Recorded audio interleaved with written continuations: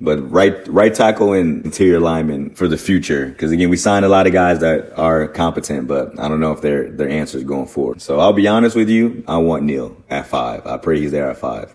God is good all the time. And all the time, God is good. Giants fans, do you feel that? Do you feel that? That's hope. That's promise. That's a reason to believe. Draft after draft after draft. I had to sit back and watch other teams get better. I had to sit back and watch other teams get the guy I wanted. I had to sit back and watch other teams play the board. I had to watch as other teams filled holes that are needed on their team. And it feels good as a New York Football Giants fan and a Jets, because they did their thing, to sit back and have a competent GM. Joe! My man, Joe. I gotta give you some love, Joe. I have to. Because if you would have told me in the beginning of the season, or beginning of the draft season, that we will be walking away with Kayvon Thibodeaux and Evan Neal without having to trade up, Joe, you the man, Joe. I wouldn't have believed it. To finish what I was going to say, I wouldn't have believed it. I was doing mock drafts. Again, shout out Pro Football Focus. Shout out Pro Football Now. I was doing mock draft simulations. And anytime I got Kayvon Thibodeaux at 5, it felt like it was just never just a pipe dream. It felt like it was something that's just way too far-fetched. And it's just so beautiful to see the Giants play smart, We came out, we told the league that it was the worst interview we had ever had in years. We told people that Kayvon Thibodeaux was this, was that. Joe Shane threw us so many smoke screens, he fooled me. You fooled me, Joe. You had me looking at Kayvon with a side eye. You had me looking at Kayvon like maybe this ain't the guy. Maybe he is got too much personality. Maybe he does. He's not saying the right things. That's in the past, Joe. Because I understand what you were doing. You were playing the game within the game, Joe. You were playing the game within the game, Joe. You had people throwing out smoke screens. I should have known it, Joe. I should have peeped. Kayvon Thibodeaux said there was no team that was in more contact with him than the New York Football Giants. He knew what was up. And I like that because the guy that was much maligned for saying all the things he was saying, he could have came out and said, hey, there's someone who like it. You know that. You know what I'm talking about. Oh, you got a mustache? Well, I know somebody who like it. You know what I'm talking about. Thibodeaux could have did that. But instead, what'd he do? He kept it close to the vest. He kept his mouth shut and just prepared for the moment. That's what I like to see from a young guy. And again, I don't like how they're just trying to say the young guy can't have personality. What happened to that? Why can't a guy, why can't he have something about it? Why can't he be different? Nowadays, we preaching different this, be yourself, all that. But it's a problem now. Stop it. Kayvon Thibodeaux is a baller. He's been a baller. He's been, since going to Oregon. This is his first time getting there. He's been a baller. Not choosing them over Alabama to be with Nike. Hey, I like Nikes. I got Nikes. And if you listen to this, you probably got a pair of Nikes. So get off the youngster's back. All right? He wanted to shine. We all wanted to shine before. That's how he got where he is. Believing in himself. Marching at the tune to his own beat of his own band. You feel me either way. This guy, listen, Kayvon Thibodeaux, for everything that could be said negative about him, I got 2 positives. Every time. Oh, he didn't say great things. And for people saying that God didn't have a motor, stop it, all right? He got hurt in the game and continued to play throughout in his senior year when he could have just, mailed it in. But he went out there and fought with his teammates. He went out there and fought with his guys. Kayvon Thibodeaux, man, we haven't had a pass rusher since who? Justin Tuck, Big Tuck? We had OC? I feel like we haven't had a guy to really, ring bells really strike fear in the offensive line, offensive coach heart in a while. Kayvon changing that. And then Evan Neal. Oh man, what we did with Evan Neal. Again, I said I put it we clipped it, put it at the front of this. Evan Neal was the guy that we had to have. Evan Neal, in my opinion, was the best right tackle. Again, Ike Ekwonu, a great football player. I think he's more of a guard. You know, it's not to say, you know, he's too small to play tackle. I just think his body type is better suited for guard. Evan Neal's a 6'7", 336 monster. That we're adding with Andrew Thomas, not a bookie. We booked in. We booked. Both sides. Left blind side, Andrew Thomas holding it down. Coming into his third year, injuries behind him. He played most of last season with an injury that people didn't talk about. I like that he didn't talk about it because he didn't make excuses. He just wanted to get better. I like that a lot. We got Andrew Thomas on the left, and on the right side, we're adding a 6'7", 336 dog. I'm talking about a guy that gets you out the club. Get you out the club. Went to Alabama, played a little left tackle, played a little guard, played a little right tackle. That's what I like, is versatility. I mentioned in the last videos, you need positional versatility. NFL, you know, you're constantly going against big physical defensive lines, and, you know, injuries happen. And you know, playing the offensive line is basically a car accident every play. So you need guys that are be able to, you know, not only fill in when need be, but be able to move to another position for a game or two, move to another position for a snap or two, while a guy is getting evaluated, getting his head right. That's what has to happen sometimes. And, you know, last year we passed up on Slater, passed up on Parsons. You know what I'm saying? We did all that, trade down with the Bears to get Tony. That's not looking like such a crazy deal anymore. Now, again, Rashard Slater is a boss. Was he all pro? He might have been all pro. Very, very good player. Parsons, we know who he is. Parsons was in the running for Defensive Player of the Year. He played like a stud last year. No one can argue that. No one in their right mind can argue that. But now, the Giants have basically, you know, we took a year to get there. But we added blue chip talent on both sides of the football at the same time. So for the next 5 years minimum, barring any catastrophic sequence of events, we have 2 blue chip talents on both sides of the football for the next 5 years minimum. They're building a foundation. Again, we're adding to Andrew Thomas. We're adding it to Leonard Williams. We're adding it to Adoree Jackson. We're adding these players. And not to mention, we still have a whole, you know, another 7 picks. 8 picks, 3 more in the top 100, 36, 67, 81. The Giants are in a great position, and it's lovely. Joe, listen, I gotta admit, Joe, because I came in hot on you, you know, because I felt like you were giving me a little lip service, Joe. I'll be honest with you, that's what it felt like. You know, I had to survive David Gettleman. I really don't want to say his name too many more times ever again. That's how bad it was. That's how bad it was with Dave. DG. That's how bad it was, man. This guy was telling us one thing, doing another. That's the past. I don't want to live in the past. I ain't even going to bring up the old coach. We just go to the future. But Joe Shane, I'm telling you, the way you started was a little tricky. You were saying you wanted to cut the $40 million. You saying you believed in Daniel Jones. So you had me going. All right? I'll be honest.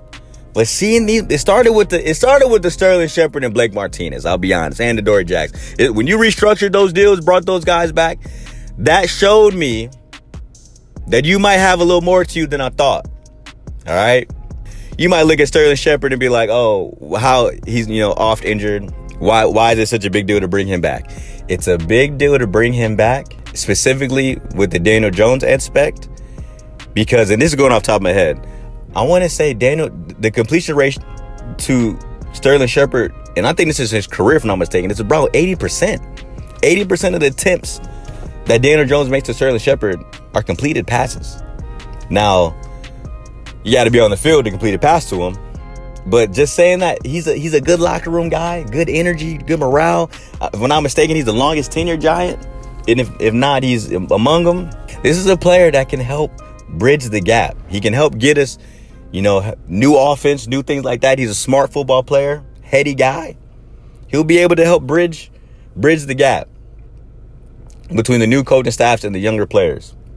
Blake Martinez, again, you might say yourself, he was just a tackler coming off a bad injury. But when you have a bad defense and you're bringing in new defensive schemes, things like that, you need a veteran.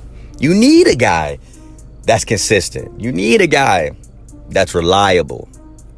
Again, besides the bad injury he had last year, he's a guy that, health wasn't a concern for him.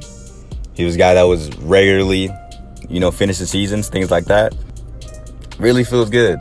And then Adoree Jackson, again, a young guy, young corner. He's hopefully going forward to be a staple of the Giants defense. So let's go to the draft, right? Let's speak about exactly how the draft played out. I did not anticipate the Jaguars picking Trayvon Walker. It's not because I don't believe Trayvon Walker is good. I kind of thought they'd go Evan Neal. Maybe it's a little biased. I thought he, not necessarily the best player in the draft, but I thought he was one of the safest in the sense that, again, he's got the pedigree, the size, the physical skills, and the tape. I don't really see too big of weakness across the board in Evan Neal. But again, they wanted to go Trayvon Walker. They wanted to revamp the defense, similarly to the way Trayvon Walker was surrounded by talent in Georgia. He will be surrounded by some talent in Jacksonville, the defensive talent that'll take some pressure off him, allow him to play free. He probably won't see too many double teams year one. So it's going to be interesting to see how that plays out. I will say with the Jags, I do like the fact that, I like anytime a GM or an organization picks who they think is best, they don't listen to the pundits. Because again, like I spoke about in my last message, you can't let these pundits completely change your view on a player. Because if they were that good at just pinpointing talent, things like that, they'd be GMs. If they were across the board, knew without a shadow of a doubt who was going to be good, who wasn't, they'd be GMs. And they wouldn't be covering the draft. So that's just something to consider. Now, I wish I would have been more adamant about it because I knew 100% if Aiden Hutchinson was on the board at 2 for the Lions, Dan Campbell might have quit if they didn't pick Aiden Hutchinson. A guy with that pedigree coming from the state of Michigan. So he's staying in town, staying in the state. Big physical player, high motor, high character guy. That's basically Dan Campbell's desires in a nutshell. High motor guy, physical, and he's a defender. A guy that's gonna, hopefully change the defense instantly. Add a spark instantly at either in position. Aiden Hutchinson's really good. Of course, just based off optics, a lot of people are gonna compare him to J.J. Watt. I think that's a little far-fetched. Really, let's take a step back. I don't think there's ever gonna be another J.J. Watt. In the sense of, I don't think a player will ever win 3 out of 4 Defensive Player of the Years ever again. I don't think that's ever going to happen again. I don't know if I'm really taking a big leap of faith by saying that, but hey, I said it. J.J. Watt had a stretch that I don't think will ever be replicated again. That being said, I'm not saying someone can't, replicate J.J. Watt's career again. He's had a great career. These last couple years have not been as exciting, but J.J. Watt's still a player that can give you something. And, when you look back at the totality of his career, first ballot Hall of Famer, class personified if you want to, look at to the off-the-field situations as well. And I think while, again, to apples comparison isn't quite fair to J.J. Watt, but I can understand, in essence, why someone would bring those comparisons, because there's a lot of things to, a lot of similarities between the two. So I knew for a fact, without a shadow of a doubt, if the Lions had their choice if had the chance to pick Aiden Hutchinson, they would do so quickly. And if I'm not mistaken, they only took a couple minutes to make the selection. So number 3, Houston Texans. Now I believe this is the pick that allowed us to get both Kayvon and Evan Neal. So the Houston Texans picked Derek Stingley Jr. Now, I'm of the mindset that I don't think this is as ridiculous as some people are leading or trying to lead people to believe. I don't think it was that crazy. Yes, injuries are a factor with Derek Stingley Jr. You can't tell his college story without bringing up injuries. But what I think is being overlooked is COVID. People are just acting like, one of the seasons he missed wasn't COVID related, and everything that entails with that, from not being able to get the best, doctors maybe, or not being able to, maneuver the way you want to around the city, or yada yada around the states, train like you want to, things like that. So, maybe, how do we know COVID didn't contribute to, Derek Stingley not being available? Again, some could use those as excuses. I don't really have a horse in the race, so I don't want to, but hey, I think Derek Stingley Jr. could end up being better than Sauce Gardner. Like, I don't think that's far-fetched. It's a coin flip. They both have good size. They both have good measurables. They both have good tape. I don't think it's crazy to say, hey, I want a guy that went to LSU, 5-star recruit from LSU, over a guy that went to Cincinnati. I don't think that's crazy. LSU, he was there with the J.M.R. Chases of the world. Was there with the Jack Jeffersons of the world, with them in practice. You know what I mean? Like, there's a lot of reasons to like Derek Stingley Jr. And I think the Houston Texans are gonna get a good player. I think the Houston Texans, like, again, I like when a team says, no, I don't care what everyone is saying. I believe this is the best player. There's many reasons to point to why you would have that thought process. Let's ride. And I like it. Next pick to the New York Jets.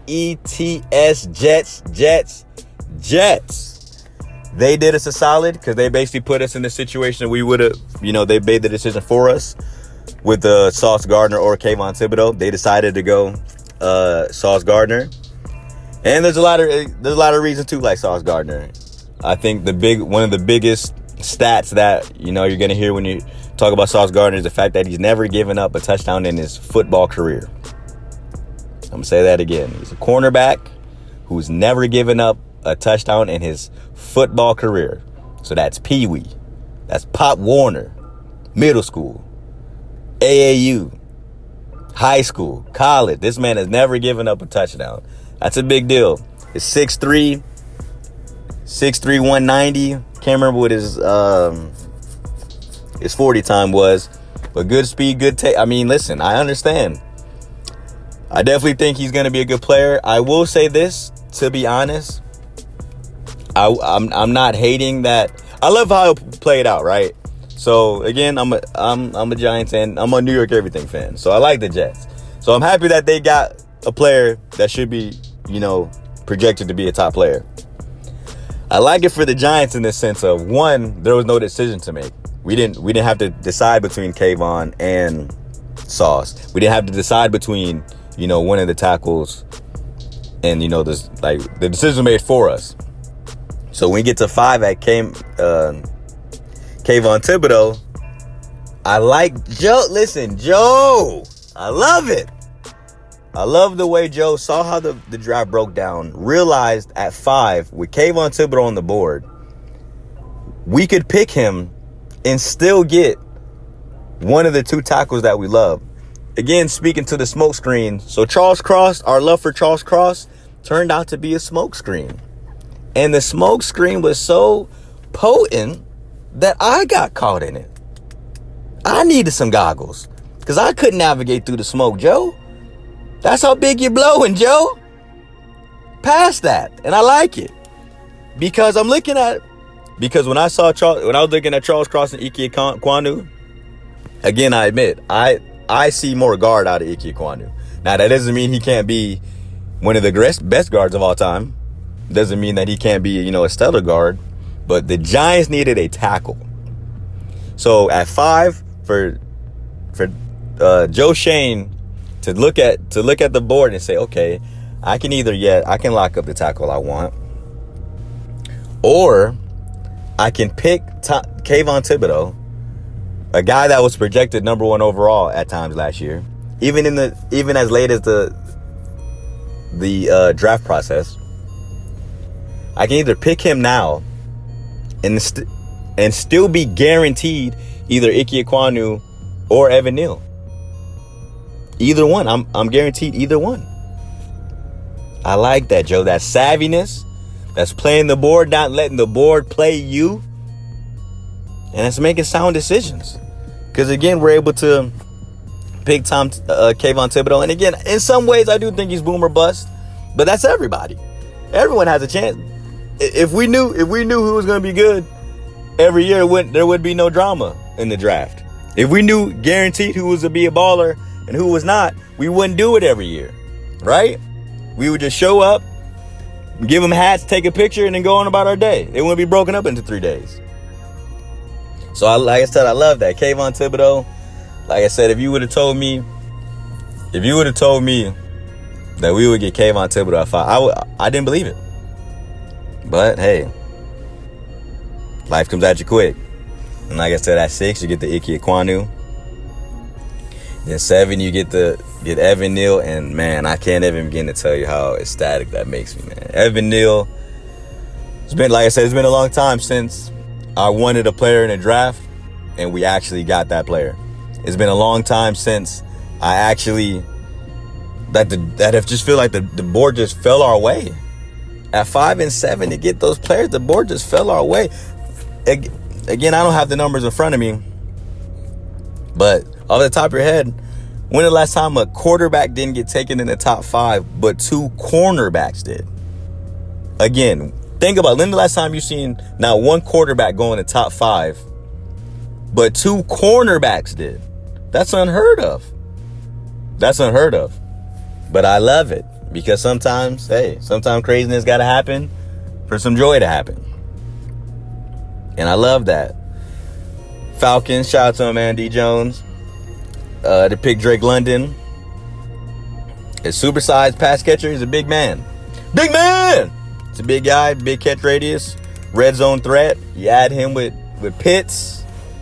I don't know who's going to be the quarterback. He's got the flying Hawaiian, Mariota. We'll see what happens. It's going to be interesting to see if they try to jump up and get Malik Willis, who didn't get picked in the first round. It's going to be interesting to see how far he falls. If he can fall to the Falcons or the Giants. I can see both of them. I definitely can see both of them, in the market for that. When it comes to Willis, I'm torn. I'm really, really torn. I see a young guy with a lot of potential. I see, similarly to the way I did not want Josh Allen, draft day, obviously, it's the same way I feel about Willis. Now, I don't think that it's necessarily fair to Josh Allen to compare the two. I think Willis is even more inconsistent, which is saying a lot because Josh Allen's arm was extremely inconsistent, but his accuracy is just so inconsistent. And man, but the physical tools are there. The strong arm is there, and every coach worth his weight believes he can change a player. Can get the best out of a player. So when I think about it like that, I definitely do. Especially since it's not the first round. I wouldn't hate if the Giants picked Willis, but man. Or Wills. Was it Willis? Man. I don't know. It's going to be interesting to see where it goes. I'm shocked. I'm jumping ahead a little bit. Shocked that Tony Pickett went 20 to the Steelers. That kind of throws me off. And I was talking to my man Cash Flow, who, by the way, podcast coming soon. When the season starts, we're gonna have a podcast coming soon, so be on the lookout for that.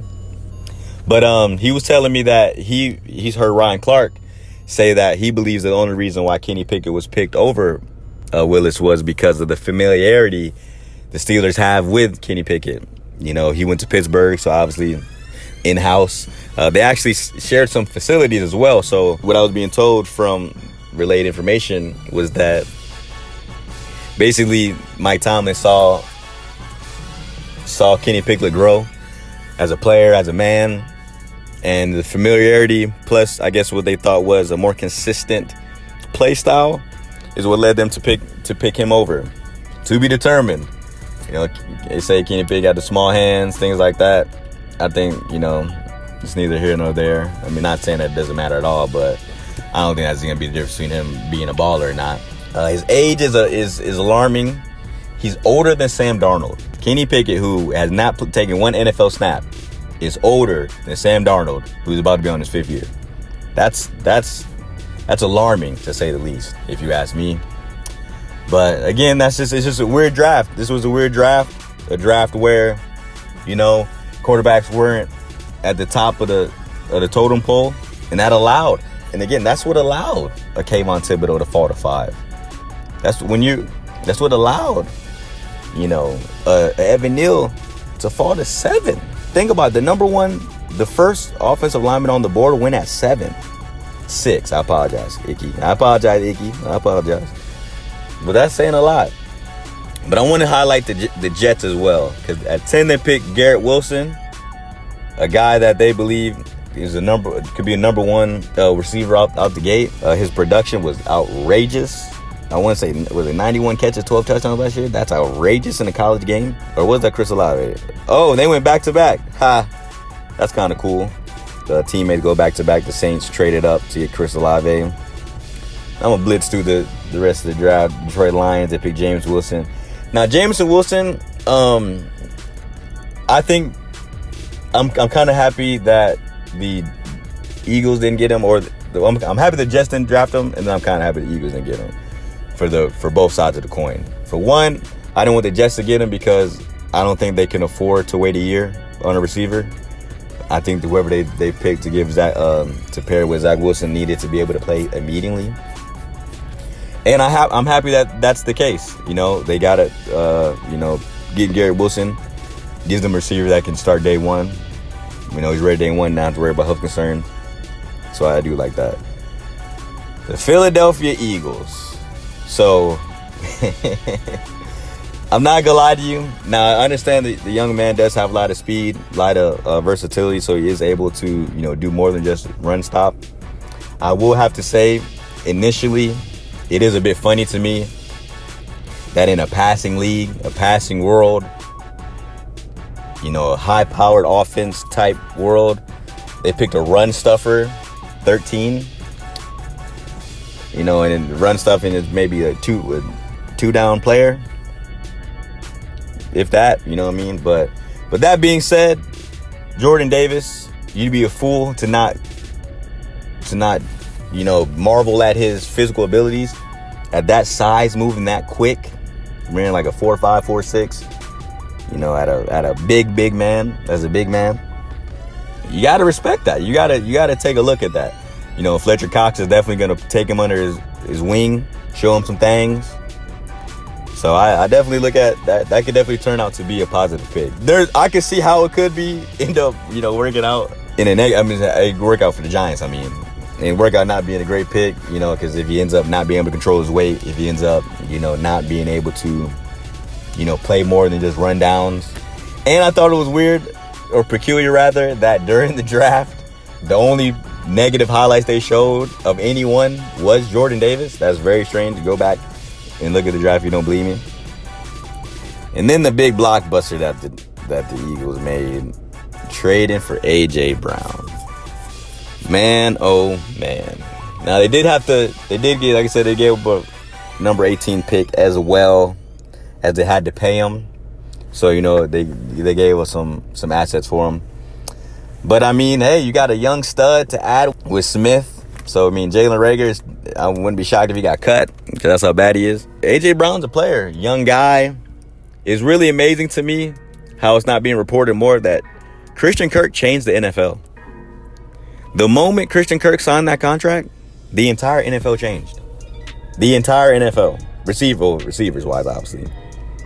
Because you have a guy that got paid a number that made everybody call their agent and say, whoa, Nelly, I need the Brinks truck. I need the Brinks truck. If that guy's getting that, I need the Brinks truck. That's what led to all this wide receiver movement. The Devontae Adams, the Tyreek Hill. I guess crazy. All this happened because Christian Kirk signed for way too much money. So Jacksonville Jaguars, I don't know if this was a plan. I don't know if they did it on purpose, but it's working. It is really working. Kyle Hamilton going to the Ravens. Them getting Kyle Hamilton and Tyler Linderbaugh late. I really like that. And the reason is, one, because the Ravens got two really good players, and I think that's really good for their franchise. But two, they're in the AFC, which means we don't got to see these guys. So Kyle Hamilton, the guy dropping all the way to 14, kind of surprised me. I thought another team would see his versatility in the defensive back slash, just a in-the-box player. Has range, good ball skills, disciplined player. Doesn't get beat on too many double moves or not too many holding calls, things like that. Not a penalized player. And then Tyler Linderbaugh. For them to did they trade up? I believe they did trade up. Ooh, and it's so perfect. They got Tyler. So again, these are guys that I wasn't sure if I wanted or not, but I definitely rather not play them in the event that they've reached their full potential. And speaking of Tyler Linderbaugh, before Tyler Linderbaugh picked, the Dallas Cowboys picked Tyler Smith, a man I had never heard his name before. During this draft process, I read about pretty much every top 50 player. I had never heard his name before. And not only did they pick him over Tyler Linderbaugh, the man went to Tulsa and had 16 holding calls last year. That is not good. So he's described as a raw, unrefined athlete. Man, I don't know what the Cowboys were thinking, but I love it. Similar to the Green Bay Packers. What are you thinking? You don't believe you should give Aaron Rodgers a target? I don't really get that. I will say Keenan Green, Texans fan. If you're listening to this and you're a Texans fan, you got a Hall of Fame type player. I know that sounds crazy. Keenan Green, when I evaluated Keenan Green, I was struggling if I wanted him at 7. That's how good I think Keenan Green is. He's physical. He's a mauler. He finishes plays. This guy, he's a scheme guard. He can pull. He picks up the stunts well. He can do the zone-based blocking schemes. He can do man-based blocking schemes. This guy is a player. From Texas, from Houston, doesn't have to leave. He just, keeps the home cooking, keeps asleep in his bed. This guy's gonna be a player, and I believe the Houston Texans, they got him one, and they're gonna look back at that and really, really, really be happy with the decision they made. Going down to 26, pick Jermaine Johnson, the Jets again. So again, you added Sauce Gardner, Garrett Wilson, and Jermaine Johnson. That's a fabulous draft. That is a fabulous draft. Jermaine Johnson falling at 26 is absolutely absurd. I don't know what happened. I don't know if he, went streaking the night before the draft or what, but he has no business getting drafted in 26 overall. Jermaine Johnson is a baller, a player, if you will, a guy that can hit you with speed and strength. He went to Florida, transferred to Florida State to make sure you get some PT. Still balled. I like that. Jacksonville Jaguars 27 got Devin Lloyd. They are adding a tenacious defense at every level. Their defensive back could use some help. Off the top of my head, I can't think of who their defensive backs are, but it's some players. Pick 29, Cole Strange. Very shocked that the New England Patriots picked Cole Strange. Maybe not as shocked as Sean McVay. But yeah, I did maybe 1,000 mock drafts, and I was picking him in like the 3rd, 4th round. That's not even a joke. Not really sure what the Patriots are doing. Definitely zigging while people are zagging. But hey, I have said it earlier. If you think a guy is at a certain level, you pick him. You're paid. That's what you're paid to do. You're paid to pick players. You pick them. So I don't want to sit here and dog them too much on that. Nah, listen, we got to wait and see. Because if Bill Belichick and the Patriots had a better track record with drafting players, it would be easier to, believe that they made the right decision. But when you have the record that they have, which is not a great one, yeah, I'm not too sold on that. Pick 30, George Kalaftis. I'm sorry if I said that wrong. He's a player that I did not want. I'm sorry, no disrespect to this young man out of Purdue. I didn't think he was worth the 7th pick. So again, let me preface it by saying that 7. I didn't want him at 7. I thought that was too high. Early in the process, I saw him draft mock to us. I thought that was too high, and apparently other GMs agree with me because he went 30. So I definitely think he can be really good. I think he has a lot of those same skills that from the optics, they'll say he has, the JJ, which is a hard worker, doesn't take plays off, pro ready, things like that, relentless. Those buzzwords, yeah, I mean, hey, listen, I'm not saying I don't think he can be a good player. I didn't want him at 7, so hey, shoot me. All right, so the draft ended with 2 DBs. Kind of unfortunate. Daxton Hill from Michigan and Luis Sign from Georgia. 2 safeties. Both fell a little later than I would imagine. I thought they would have been in like the 17, 18 range. Really, both of them. Maybe Hill more than Sign, but that being said, I thought they would be good players, and since we cut Logan Ryan, we need some defensive back help. So it would have been nice to have one of these guys fall to 36. I'm not sure quite who is fortunate that they did not stay on the board, but hey, still a lot of good options. Day 2 of the NFL draft is going to be very, very interesting. Going to be very, very interesting. Going to be interesting to see what people are focused on. It's going to be interesting to see if the main thing is Malik Willis. Does he get... And then Desmond Ritter. Man, Desmond Ritter, Malik Willis, Mike Corral, Sam Howell. Those are all players that, again, people had a first-round and or second-round grade on. So it's going to be interesting to see what happens with them. It's interesting to see how soon Breece Hall come off the board. I know the Texans are looking at him. The Kenneth Walker III. It's going to be interesting to see James Cook.